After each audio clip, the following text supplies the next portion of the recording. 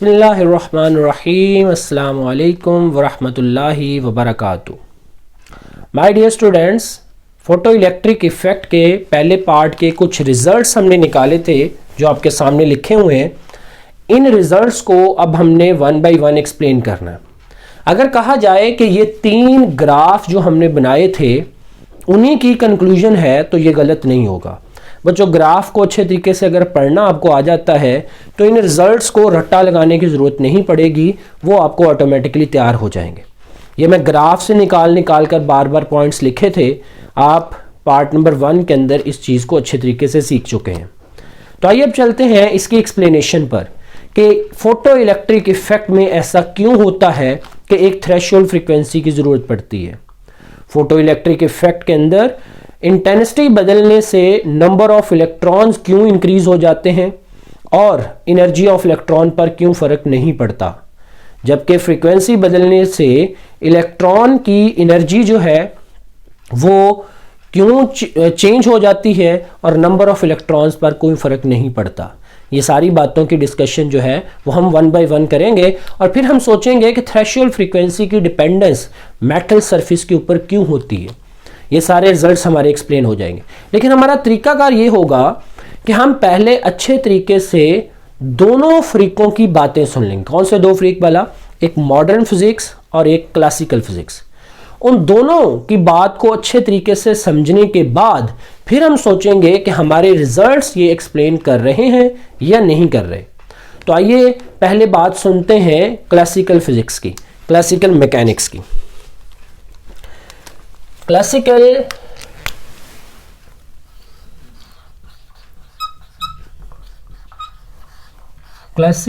Physics. Classical physics ने जिस theory का इंतखाब किया आपके इस फोटो इलेक्ट्रिक इफेक्ट को समझाने के लिए, वो है बेटे electromagnetic wave theory. Electromagnetic wave theory ये हमें किस तरीके से एनर्जी की बातों को समझाती है। इलेक्ट्रोमैग्नेटिक वेव थ्योरी के अकॉर्डिंग इंटेंसिटी का मतलब यह है कि वेव की एनर्जी ज्यादा हो जाना। ठीक है, यानी एनर्जी और इंटेंसिटी जो है ये आपस में लिंक्ड इसने कर दी। जितनी ज्यादा इंटेंसिटी करेंगे उतनी ज्यादा एनर्जी भी हो जाएगी। तो हम इसको लिखते हैं कि intensity it based on following assumption।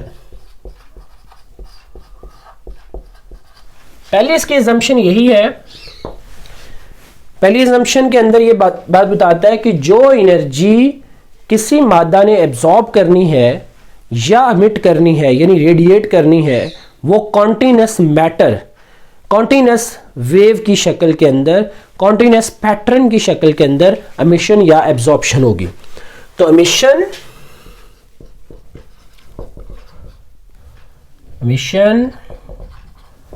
और absorption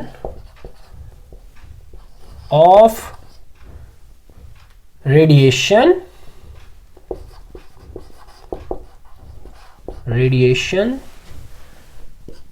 in the form of continuous pattern। ये इसकी पहला पैटर्न, पहला पॉइंट।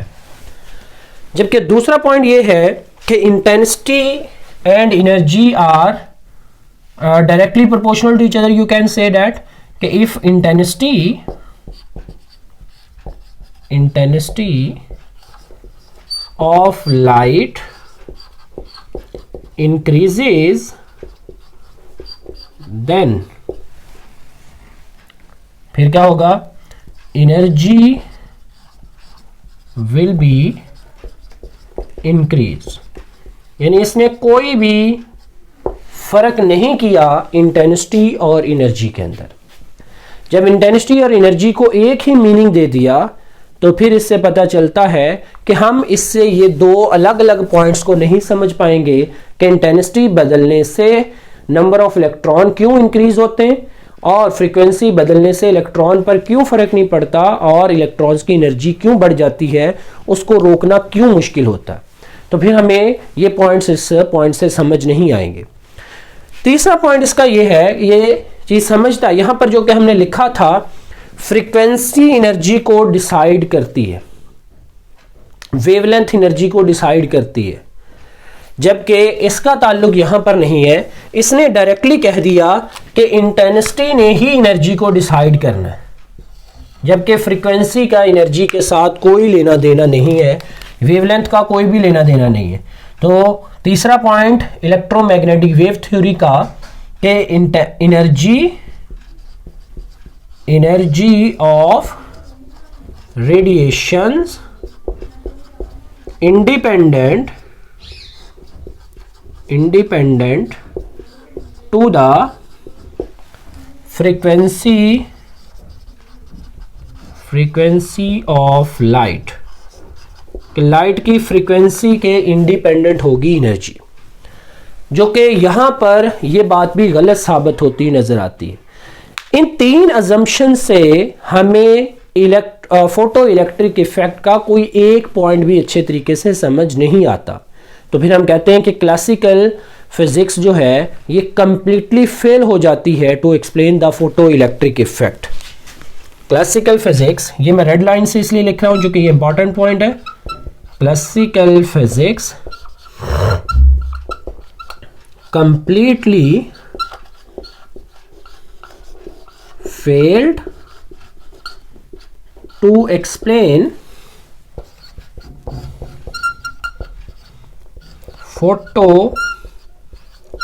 photoelectric effect। बच्चों ये मुझे ऐसे लग रहा है जैसे अदालत के अंदर एक केस चल रहा होता है, उस केस को डिफेंड करने के लिए दो वकला होते हैं, ये उससे एक केस को दो डिफरेंट व्यूज के साथ एक्सप्लेन करने की कोशिश करते हैं, फिर उनमें से जो हकायक पर मबनी चीज होती है उसको एक्सेप्टेंस मिलती है। यहां पर भी कुछ ऐसा ही है कि एक अदालत के अंदर सपोज करें कि फोटो इलेक्ट्रिक इफेक्ट का केस चला गया, उस केस ने अपनी कुछ रिजर्वेशन, अपने कुछ रिजल्ट्स निकाल कर बाहर रखे। क्लासिकल फिजिक्स से उसके बारे में पूछा गया तो उसने अपने जो 3 पॉइंट्स, 3 अजम्पशन दी थी, उससे उसका एक पॉइंट भी समझ नहीं आता।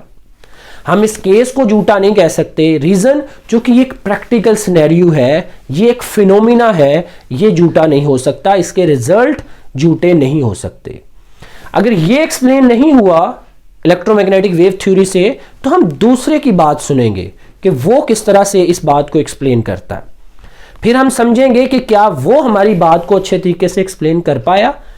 ठीक है, दूसरा फ्रीक कौन है, वो है मॉडर्न फिजिक्स। और मॉडर्न फिजिक्स के अंदर जो थ्योरी, जिस थ्योरी का इंतखाब किया गया वो है बेटे quantum mechanics. Modern physics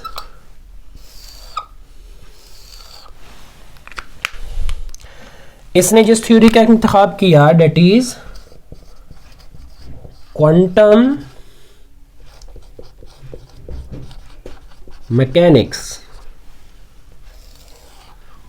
quantum mechanics based on quanta, and quanta is based on energy particle that cannot be more divided into their parts, its parts। तो हम क्वांटम मैकेनिक्स को की जो assumption है वो जरा सुनते हैं कि वो क्या कहता है। तो it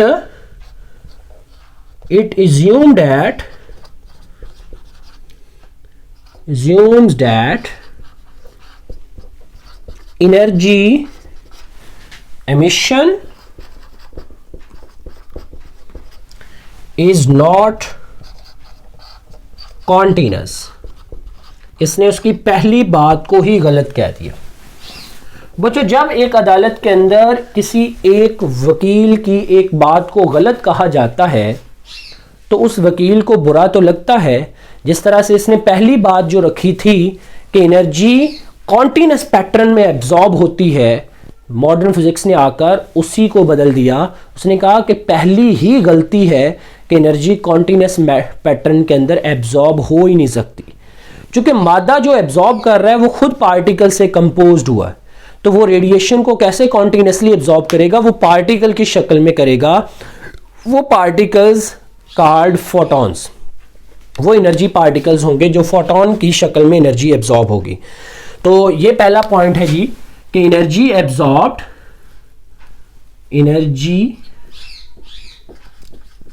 energy absorb in the form of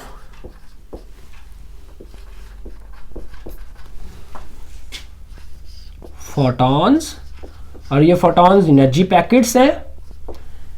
each electron जो निकल रहा है, each electron absorb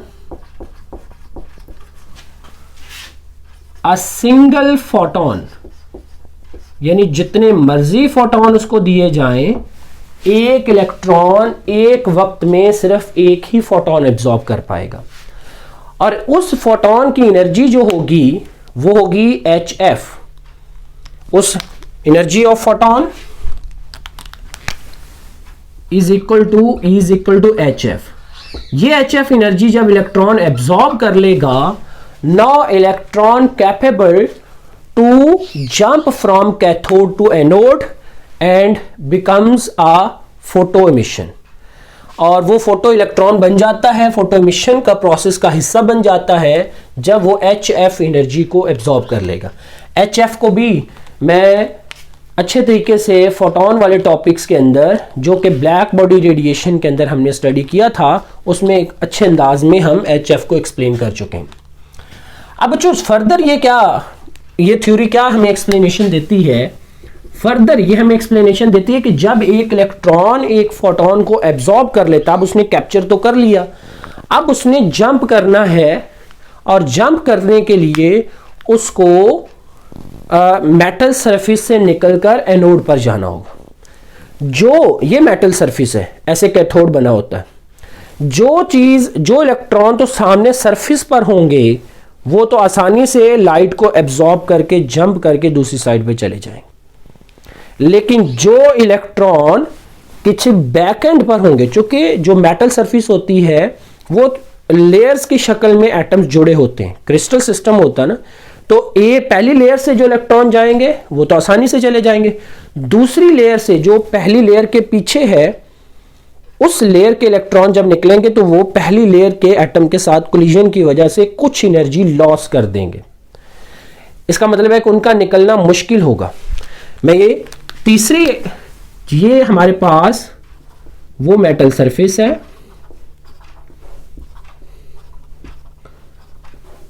this is a metal surface, और ये क्रिस्टल सिस्टम के जरिए एटॉमिक बॉन्ड बना रहे हैं और ये जुड़े हुए हैं, और इसके अंदर कोई बहुत सारे फ्री इलेक्ट्रॉन्स भी मौजूद हैं।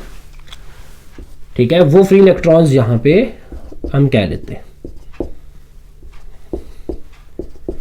अब जैसे ही रेडिएशंस आएंगी, लाइट इसके ऊपर फॉल करेगी, वो लाइट आगे तक घुस जाएगी, मेटल सरफेस के अंदर पेनिट्रेट करेगी। तो अगर ये इलेक्ट्रॉन उस फोटोन को एब्जॉर्ब कर लेता है तो ये भी बाहर जाने की कोशिश करेगा, ये भी बाहर जाने की कोशिश करेगा, ये भी बाहर जाने की कोशिश करेगा। इसके सामने है वो एनोड जिसके ऊपर इसने जंप करना है, एनोड के ऊपर इसने जंप करना है, तो ये इलेक्ट्रॉन जंप करके फॉरन मेटल सरफेस को, this is the metal surface, इसको छोड़कर सामने पड़े हुए एनोड के रॉड पर आ जाएगा। ये एनोड है। इस इलेक्ट्रॉन को जैसे इसने यहां पर गुजरना है तो ये इससे टकराएगा, टकरा कर यहां पे आएगा तो इसकी एनर्जी कम हो जाएगी। ये इलेक्ट्रॉन यहां पे टकराएगा, फिर यहां पे टकराएगा, फिर आएगा तो इसकी एनर्जी और कम हो जाएगी। और अगर पॉसिबल है कि एक इलेक्ट्रॉन बहुत पीछे है, वो यहां पर है, जब वो फोटोन को एब्जॉर्ब करेगा तो उसके इमिशन के लिए वो मे बी कि इतनी एनर्जी ना हो, वो यहां पर कोलिजन के अंदर ही खर्च करता करता बाहर निकल ही ना सके, तो उसकी एनर्जी जीरो हो जाएगी। इसका मतलब ये हुआ कि जितनी एनर्जी फोटोन की है, इलेक्ट्रॉन, तमाम के तमाम इलेक्ट्रॉन जो डिफरेंट पोजीशन पर मौजूद है किसी मेटल सरफेस में, या मेटल सरफेस का इंटरनल स्ट्रक्चर मैंने बनाया, वो तमाम सेम एनर्जी एब्जॉर्ब करते हैं। लेकिन जब अमिट होते हैं तो उन तमाम के पास सेम एनर्जी नहीं होती। कुछ इलेक्ट्रॉन के पास ज्यादा एनर्जी होती है जो सामने वाली सरफेस से निकल जाते हैं, और कुछ इलेक्ट्रॉन के पास कम एनर्जी होती है जो बैक से आ रहे हैं due to loss in collision, और उस कोलिजन के लॉस को हम वर्क फंक्शन का नाम देते हैं। ठीक है, तो वर्क फंक्शन यहां पर एक नई टर्म आती है, वर्क फंक्शन। याद रहे कि अभी मैं मॉडर्न फिजिक्स की अजम्पशन को एक्सप्लेन कर रहा हूं कि वो किस तरह से बात को समझाती है, वो किस नजरिए से देखती है कि लाइट कैसे एब्जॉर्ब होती होगी। ठीक है, तो उसको देखने के लिए वर्क फंक्शन हम कहते हैं कि the energy loss in metal surface due to collision with crystal of metal के क्रिस्टल के साथ कोलिजन की वजह से जो एनर्जी लॉस हो जाती है उसे वर्क फंक्शन बोलते हैं। अब अगर हम असल चीज लिखें तो वर्क फंक्शन को फाई से रिप्रेजेंट करते हैं। अगर बच्चों हम असल चीज लिखें तो हम कहेंगे कि जो काइनेटिक एनर्जी इलेक्ट्रॉन की होगी, वो फोटोन की एनर्जी इलेक्ट्रॉन ने सारी की सारी एब्जॉर्ब की, उसमें से फाई जो कि वर्क फंक्शन है, इसको निकालकर बाकी की जो एनर्जी बचेगी वो इलेक्ट्रॉन लेकर बाहर आएंगे। बाकी की जो एनर्जी बचेगी वो उसकी काइनेटिक एनर्जी बन जाएगी। तो this is the equation of kinetic energy of electron, कि इलेक्ट्रॉन के पास सारी की सारी फोटोन की एनर्जी नहीं होती। इसी वजह से जब हमने मैक्सिमम काइनेटिक एनर्जी पढ़ना स्टार्ट की थी तो मैंने पोटेंशियल को ऑपोजिट कर दिया था। तो ग्राफ आहिस्ता आहिस्ता कम होता है, यानी वो इलेक्ट्रॉन पहले रुकना शुरू हो जाते हैं जिनकी एनर्जी कम है, क्योंकि all the electron have different energy, क्योंकि they perform different work function. अब वर्क फंक्शन किसके ऊपर डिपेंड करेगा? ये डिपेंड करेगा कि वो एटम्स क्लोज हैं या दूर हैं, उनके दरमियान में स्पेस कितनी है, कोलिजन कितनी होती है। It is all decided by the metal surface. इसका मतलब है कि वर्क फंक्शन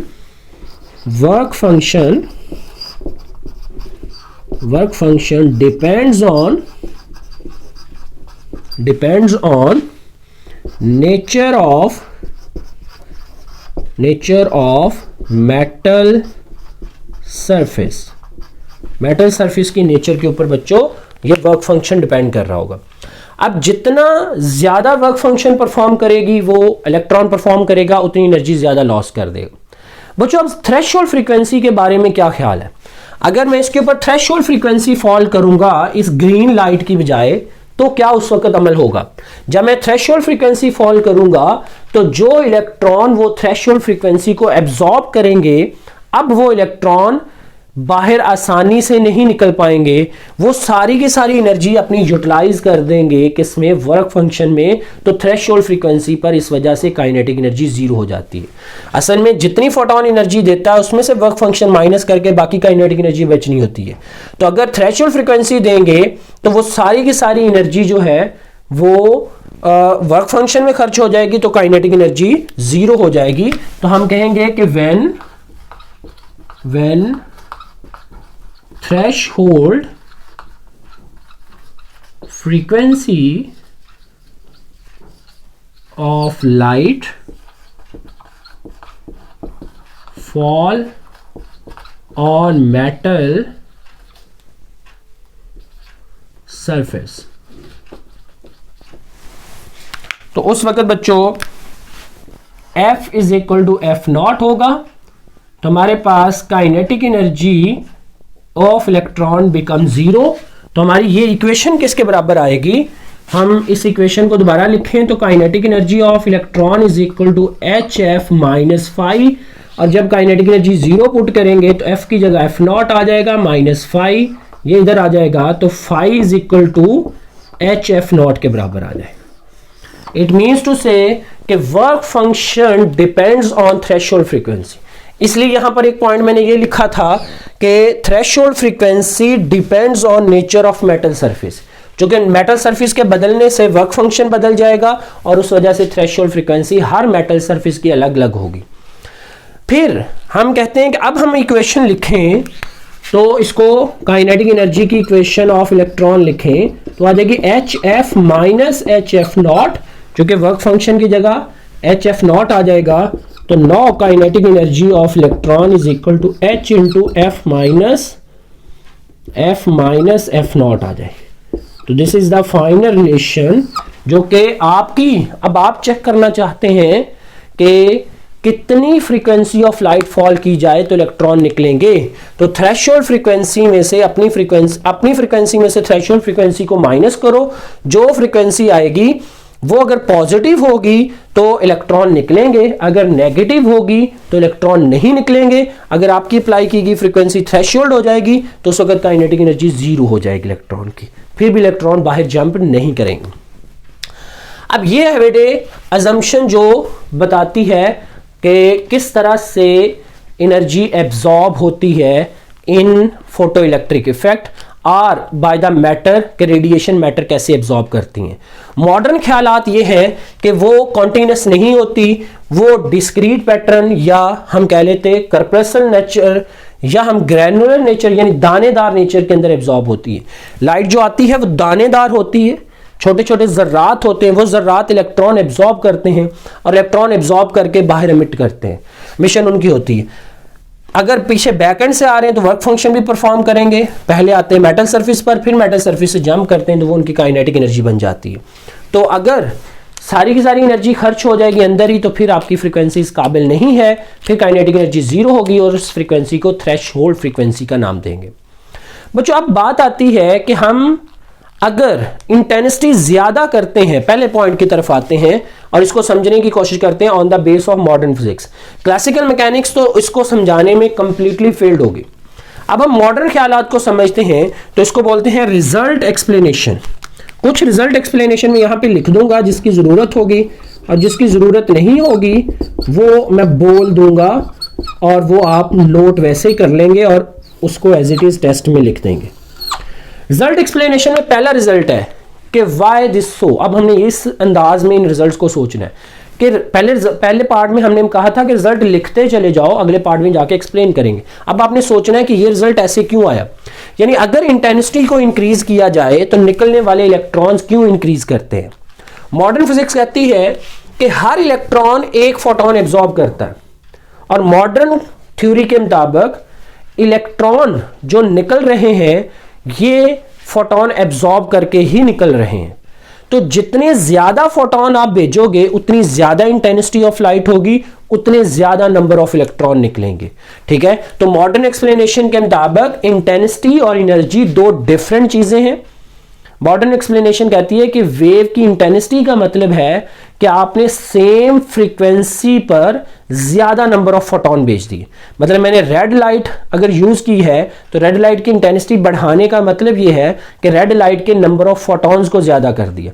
जब नंबर ऑफ फोटॉन ज्यादा फॉल होंगे तो ज्यादा इलेक्ट्रॉन्स उनको एब्जॉर्ब करेंगे तो ज्यादा इलेक्ट्रॉन्स की एमिशन होगी। तो हम पहले रिजल्ट की एक्सप्लेनेशन ये देते हैं कि इंटेंसिटी, आपने इसको पूरे पॉइंट्स में लिखना है, मैं शॉर्टकट में लिखता हूं, intensity is directly proportional to number of electrons, number of photons। Intensity इतनी ज्यादा होगी जितने फोटॉन ज्यादा होंगे और जितने फोटॉन ज्यादा होंगे, हर इलेक्ट्रॉन एक फोटॉन एब्जॉर्ब करता है, उतने ज्यादा इलेक्ट्रॉन फोटॉन को एब्जॉर्ब करेंगे तो नंबर ऑफ फोटो इलेक्ट्रॉन भी ज्यादा हो जाएंगे। और जब फोटो इलेक्ट्रॉन्स की तादाद ज्यादा होगी तो करंट ज्यादा फ्लो करेगी, इस वजह से मिशन ऑफ इलेक्ट्रॉन को हम ज्यादा कहते हैं। तो पहला पॉइंट आप समझ लें कि ये कंप्लीट एक इक्वेशन की शक्ल मैंने दे दी, इससे आपको एक्सप्लेन हो जाता है। दूसरा पॉइंट है as you make more positive at anode, it can not change the emission of electron. यहां से हमें समझ आती है कि जो इलेक्ट्रॉन यहां से जंप करते हैं वो लाइट के फोटॉन्स एब्जॉर्ब करके निकलते हैं, उनको इससे कोई कंसर्न नहीं है एनोड पॉजिटिव है या नहीं है, या जीरो पोटेंशियल पर। जब उनको लाइट मिल जानी उन्होंने जंप कर जाना, ठीक है। उनका कोई कंसर्न नहीं है कि एनोड ज्यादा पॉजिटिव होगा तो फिर वो अट्रैक्ट होंगे, अट्रैक्शन की तो यहां पे बात ही नहीं है। यहां पर इलेक्ट्रॉन फोटोन को एब्जॉर्ब करके जंप कर रहे हैं कैथोड से एनोड की तरफ, तो इस वजह से एनोड को जितना ज्यादा पॉजिटिव करते जाओगे करंट पर कोई फर्क नहीं आएगा, एमिशन ऑफ इलेक्ट्रॉन चेंज नहीं हो सकती। अगर एमिशन ऑफ इलेक्ट्रॉन चेंज करनी है तो एक ही तरीका है, फोटोन की तादाद बढ़ा लो ताकि इलेक्ट्रॉन ज्यादा से ज्यादा उसको एब्जॉर्ब करें। फोटोन की तादाद बढ़ानी है ज्यादा है तो इंटेंसिटी को इंक्रीज कर दो, और इसके अलावा कोई कंसर्न नहीं है। अब ये 2 पॉइंट्स हमें अच्छे तरीके से समझ आ गए। अगले पॉइंट पे चलिए, by variable intensity kinetic energy does not change. बच्चों इंटेंसिटी का ताल्लुक नंबर ऑफ फोटोन से। मसलन मैं आपको कहूं कि आप एक कैंडी का पैकेट खोलिए, उसमें एक कैंडी की जो एनर्जी है दूसरी की भी उतनी एनर्जी है, तीसरी की भी उतनी एनर्जी, चौथी की भी उतनी एनर्जी है। अगर एक पैकेट में 100 कैंडीज हैं तो तमाम की एनर्जी सेम होगी। जब तमाम की एनर्जी सेम होगी तो अगर आप दूसरा पैकेट खोलते हैं 200 कैंडीज हो जाती हैं तो अब भी तमाम की एनर्जी सेम है, बस तादाद ज्यादा हो गई। तादाद ज्यादा होने से हर एक की इंडिविजुअल एनर्जी पर कोई फर्क नहीं हुआ। तो यही इंटेंसिटी का ताल्लुक होता है कि आप लाइट फॉल करते हैं, नंबर ऑफ फोटॉन्स बढ़ जाते हैं, लेकिन हर फोटॉन की एनर्जी उतनी ही रहती है। तो एक इलेक्ट्रॉन ने एक ही फोटॉन एब्जॉर्ब करना है, एक ही कैंडी खानी है, तो उसकी एनर्जी पर क्यों चेंज आएगा? ठीक है, आप तादाद ज्यादा करेंगे, ज्यादा इलेक्ट्रॉन्स को वो फोटॉन्स मिल जाएंगे, लेकिन क्या होगा कि हर इलेक्ट्रॉन की एनर्जी को के अंदर कोई चेंज नहीं आएगा, क्योंकि एक इलेक्ट्रॉन 2 कैंडीज नहीं खा सकता, एक इलेक्ट्रॉन एक ही फोटोन एब्जॉर्ब करेगा। तो इस वजह से by variable intensity kinetic energy does not change.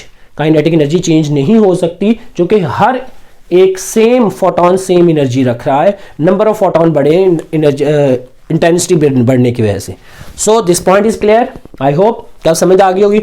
चौथा पॉइंट समझते हैं, when increase the frequency of light then kinetic energy of emitted electron increase. जब आप फ्रीक्वेंसी को बढ़ाते हैं तो इलेक्ट्रॉन्स की एनर्जी क्यों बढ़ती है? अब जरा दोबारा उस पैकेट पे आ जाइए। आप कैंडी का पैकेट लिया था, 100 कैंडीज थी उसमें, हर एक की एनर्जी जो थी वो एक स्पेसिफिक थी। आपने उस कैंडी के पैकेट को रिप्लेस कर दिया किसी और कंपनी के कैंडी के पैकेट से। अब उसके अंदर भी 100 पीसेज हैं, लेकिन हर एक की कैलोरीज की तादाद ज्यादा है, वो ज्यादा एनर्जी रखती है। ठीक है, यही काम इस इलेक्ट्रोमैग्नेटिक रेडिएशन में होता है। रेड कलर की लाइट एक कंपनी की है, ग्रीन दूसरी कंपनी की है, ब्लू तीसरी कंपनी की है। जब आप लाइट का कलर चेंज करते हैं तो वो कैंडीज जो उसके अंदर पैकेट्स में मौजूद है उनकी तादाद बेशक उतनी हो, लेकिन हर कैंडीज की एनर्जी बढ़ जाती है कंपनी बदलने से या डिक्रीज हो जाती है। इस तरह लाइट की फ्रीक्वेंसी बदलने से, लाइट की फैमिली बदलने से आप कह सकते हैं कि क्या होता है कि हर फोटोन की एनर्जी बदल जाती है। जब फोटोन की एनर्जी इंक्रीज होती है फ्रीक्वेंसी बदलने से, फोटोन की एनर्जी फ्रीक्वेंसी पर डिपेंड कर रही है। ठीक है, जब वो इंक्रीज होती है तो इलेक्ट्रॉन जो एब्जॉर्ब कर रहा है वो भी उसको ज्यादा एनर्जी वाला फोटोन मिल जाता है। मसलन मैं एक कंपनी की एक कैंडी खाता हूं तो मुझे जितनी एनर्जी मिली उससे मैं 2 घंटे या 4 घंटे तक वर्क कर सकता हूं। मैं एग्जांपल ले रहा हूं। अगर मैं कंपनी डिफरेंट करता हूं, उसकी कैंडी खाता हूं, कैंडी का साइज भी उतना ही है, कैंडी की तादाद भी उस पैकेट में उतनी ही है, तो क्या हुआ कि मैं एक कैंडी खाने से 10 से 12 घंटे काम कर सकता हूं। इसका मतलब है कि दूसरी कंपनी की जो कैंडी खाई उसके अंदर ज्यादा एनर्जी है। इसी तरह बेटे लाइट के फोटॉन्स के होता है कि अगर आप रेड लाइट के फोटॉन्स को फॉल करते हैं, इसकी फ्रीक्वेंसी कम है, तो जो इलेक्ट्रॉन इसको एब्जॉर्ब करेंगे उनकी काइनेटिक एनर्जी भी कम होगी। जब आप ब्लू लाइट फॉल करेंगे तो उसकी फोटॉन की एनर्जी ज्यादा है, तो जो इलेक्ट्रॉन उसको एब्जॉर्ब करेंगे उसकी काइनेटिक एनर्जी भी ज्यादा होगी। तो चूंकि एक इलेक्ट्रॉन ने एक ही फोटोन एब्जॉर्ब करना है, तो अब वो डिपेंड करेगा कि जो फोटोन आ रहा है उसकी एनर्जी कम है तो इलेक्ट्रॉन की एनर्जी भी कम होगी, जो फोटोन आ रहा है उसकी एनर्जी ज्यादा है तो इलेक्ट्रॉन की एनर्जी भी ज्यादा होगी। ये एनर्जी डिसाइड करेगी फ्रीक्वेंसी। इस वजह से काइनेटिक एनर्जी जो है वो फ्रीक्वेंसी की वजह से डिसाइड होती है। अब फिर मैंने बताया कि फ्रीक्वेंसी बदलने से ज़रूरी नहीं कि इंटेंसिटी भी बदले। आपने दो डिफरेंट कंपनीज की कैंडी के पैकेट्स लिए, पहली में 100 निकली है तो दूसरी में भी 100 निकली, लेकिन पहली कंपनी की 100 में हर एक कैंडी की एनर्जी कम है, दूसरी की 100 में हर एक की कैंडी की एनर्जी ज़्यादा है। तो इसी तरह फ्रीक्वेंसी बदलने से हर एक इलेक्ट्रॉन की एनर्जी बदल जाएगी, लेकिन तादाद फोटोन की उतनी ही है तो निकलने वाले इलेक्ट्रॉन तब्दील नहीं होंगे। इस वजह से फ्रीक्वेंसी बदलने पर वो हमारे दो करंट सेम आए थे, रेड और ब्लू के, ठीक है, लेकिन उनका स्टॉपिंग पोटेंशियल डिफरेंट आया था। क्योंकि रेड लाइट की फ्रीक्वेंसी कम है तो कम स्टॉपिंग पोटेंशियल चाहिए, क्योंकि उसके इलेक्ट्रॉन को कम एनर्जी मिली, जबकि ग्रीन लाइट के इलेक्ट्रॉन्स को ज्यादा एनर्जी मिली। Below the threshold frequency emission of electron is not possible. Sorry, इससे पहले मैं ये रिजल्ट लिखता चलूं कि जिस तरह से इंटेंसिटी नंबर ऑफ फोटोन पर डिपेंड करती है, इस तरह से जो एनर्जी है, एनर्जी ऑफ फोटोन पहले बात करते हैं। एनर्जी ऑफ फोटोन डिपेंड करती है बेटे फ्रीक्वेंसी ऑफ लाइट पर, और जितनी ज्यादा फ्रीक्वेंसी ऑफ लाइट होती है उतनी ज्यादा फोटोन की एनर्जी होती है, और जितनी ज्यादा फोटोन की एनर्जी होती है उतनी ही ज्यादा, इस तरतीब को उल्टा कर लीजिएगा, frequency directly proportional to energy of photon and energy of photon is directly proportional to energy of photo electrons, के फोटो इलेक्ट्रॉन की एनर्जी भी उतनी ही ज्यादा होती है। तो या इस तरतीब से पढ़ें कि जिन फोटो इलेक्ट्रॉन की एनर्जी ज्यादा है उसके ऊपर एनर्जी ऑफ फोटोन भी ज्यादा फॉल की, उनकी फ्रीक्वेंसी भी ज्यादा थी, इसलिए इलेक्ट्रॉन की एनर्जी फिर फ्रीक्वेंसी के ऊपर डिपेंड करने लग गई। थ्रेशोल्ड फ्रीक्वेंसी से कम एनर्जी, ये बात तो आपको अच्छी तरह समझ आ गई होगी, क्योंकि थ्रेशोल्ड फ्रीक्वेंसी ऐसी फ्रीक्वेंसी है जिसके ऊपर सिर्फ वर्क फंक्शन पूरा होता है। तो वर्क फंक्शन सिर्फ इलेक्ट्रॉन को सरफेस पर पहुंचाने के लिए है, तो बाहर तो निकाल ही नहीं सकता। इस वजह से वो इलेक्ट्रॉन थ्रेशोल्ड फ्रीक्वेंसी से कम फ्रीक्वेंसी पर तो फिर बिल्कुल ही नहीं निकल पाएंगे, क्योंकि उनका इंटरनल निकलने का वर्क फंक्शन ही पूरा नहीं होगा। तो आप इंटेंसिटी हाई करते जाओगे, नंबर ऑफ फोटोन ज्यादा करते जाओगे, तो हर एक इलेक्ट्रॉन ने एक ही फोटोन एब्जॉर्ब करना है। ज्यादा फोटोन भेज दोगे, हाई इंटेंसिटी कर दोगे, लेकिन फ्रीक्वेंसी कम होगी, हर फोटोन के पास कम एनर्जी होगी, तो कोई भी इलेक्ट्रॉन अपना वर्क फंक्शन पूरा नहीं कर पाएगा, इसलिए कोई भी नहीं निकलेगा। लेकिन थ्रेशोल्ड फ्रीक्वेंसी से थोड़ी सी फ्रीक्वेंसी ज्यादा करो, आप नंबर ऑफ फोटोन कम भी भेजो, फिर भी क्या होगा कि थोड़े से इलेक्ट्रॉन तो कम से कम अपने वर्क फंक्शन से ज्यादा एनर्जी रखेंगे ना, तो वो निकलकर बाहर आ जाएंगे।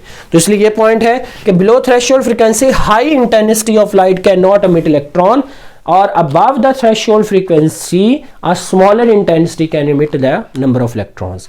ये बेटे एक्सप्लेनेशन है। इन दोनों एक्सप्लेनेशन में से मॉडर्न एक्सप्लेनेशन ने आपके ये सारे रिजल्ट्स को वेल डिफाइन करके आपके सामने प्रेजेंट कर दिया। तो हम कहेंगे कि मॉडर्न फिजिक्स जो है वो हमारी बेहतर है as compare to classical physics to explain the photo electric effect. अब इस प्रोसेस को एक्सप्लेन किया था आइंस्टाइन ने, और Einstein got Nobel Prize to explain the photoelectric effect on the basis of quantum theory on the basis of photons. Okay, take care. Allah Hafiz.